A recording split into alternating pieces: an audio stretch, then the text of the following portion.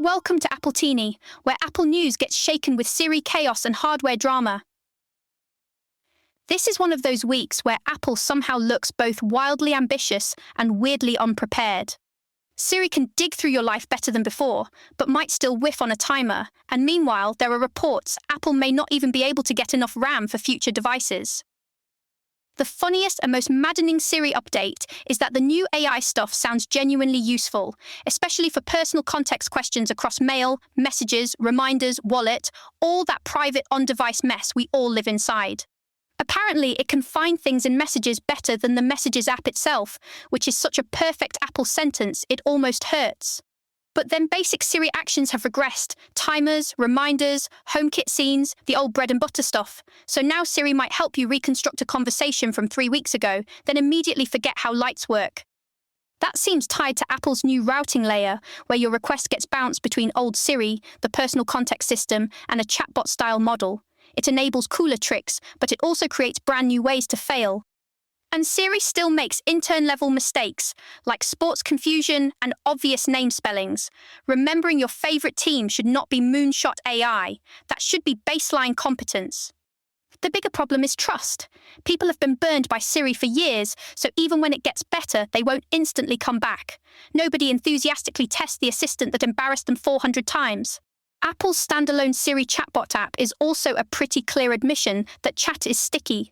People like chronology, persistence, and being able to revisit answers. Right now it can replace some ChatGPT or Claude queries, but it still sounds thinner and slower, especially on the Mac, where integration matters. Now for the part that could get very expensive and very annoying, reports say Micron, Samsung, and SK Hynix may have future memory production sold out through 2027. If that holds, this isn't just a boring supply chain footnote. Apple's modern packaging puts RAM right alongside the processor, so missing memory can block the whole device, not just nudge up component costs. One report even claimed Apple had around $1 billion of A20 Pro chips sitting there unusable because the matching RAM wasn't available. That is an absolutely brutal sentence if true. So yes, you could get a future iPhone Pro that technically launches on time and is still a nightmare to actually buy. Suddenly, pre-order day stops being fake urgency and starts looking like survival. There's also speculation Apple may use pricing to manage demand, especially since it's kept iPhone and Apple Watch pricing steadier than a lot of its other products. If supply is tight, the easiest way to make fewer people furious is to make more people flinch. The Apple and OpenAI trade secrets fight is getting more serious because Apple is reportedly seeking a preliminary injunction against OpenAI I/O and former Apple employees. That reads like Apple trying to do more than complain. It wants to slow things down, maybe block use of alleged secrets, maybe make any hardware launch way messier. The strongest allegation center on engineer Chang Liu, with forensic records allegedly showing dozens of Apple files accessed through a third-party cloud service after leaving. That is the part that sounds the most legally dangerous. OpenAI's public response was heavily redacted and apparently leaned on the idea that Apple's security practices let information leave the company. But accessible is not the same thing as legal, and a black market defense usually does not scream confidence. Apple says the key files came from Box, not iCloud Drive, and argues that whatever weirdness existed around personal iCloud work folders is separate from the strongest misconduct claims.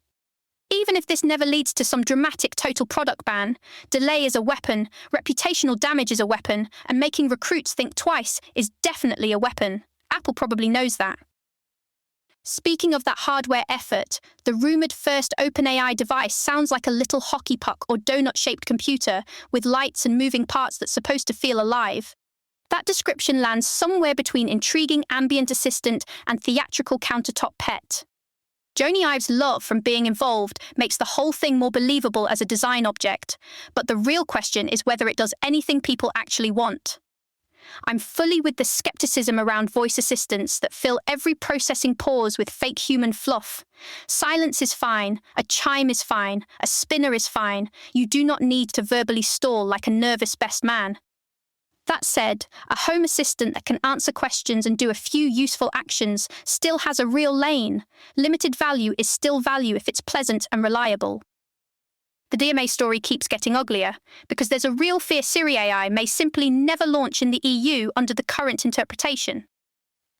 The concern is that compliance could mean third-party assistants need wake-word access, deep background execution, maybe even low-level DSP hooks, and access to the same personal semantic index Siri uses across email, messages, notes, calendars, contacts, the whole vault.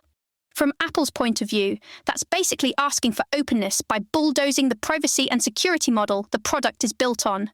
The practical result could be a two-tier iPhone world where EU users just permanently miss features like Siri AI and maybe other continuity stuff. That is a pretty lousy version of consumer empowerment. Apple also sounds like it's rethinking wearables in a much bigger way than just making the watch slightly nicer every September. Reports say the company is exploring everything from no-display wearables to new screen types, different sizes, cheaper models, more premium models, maybe even ceramic again. Honestly, a screenless fitness band makes a ton of sense. A lot of people want heart tracking, fall detection, crash sensing, maybe sleep tracking, but do not want a tiny glowing wrist bureaucracy. A smaller overnight band paired with phone or AirPods voice interactions could cover a lot of jobs people currently pretend require a full smartwatch. And if Siri AI ever gets truly useful, a mic, sensors, haptics, and phone-based processing could become Apple's least ridiculous version of an AI device. On the phone side, the foldable iPhone keeps looking more plausible. It's not really a mini replacement because folded thickness is still thicker than the old mini, but some small phone people may still like the deliberate two-handed vibe and the bigger screen when opened. At this point, the strong reaction to Samsung's foldables suggests this category might actually be useful, not just futuristic stage dressing. Two quick ones. Apple's doing a 4-game immersive baseball series for Apple TV Plus and Vision Pro starting August 28th with its own announcing team and a focus on the feel of the ballpark instead of cloning normal TV.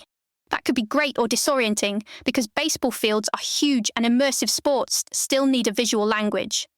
Camera placement and graphics are going to matter a lot. And in the UK, Apple is challenging a secret government demand related to encrypted user data protected by advanced data protection. The secrecy makes the whole thing hard to judge cleanly.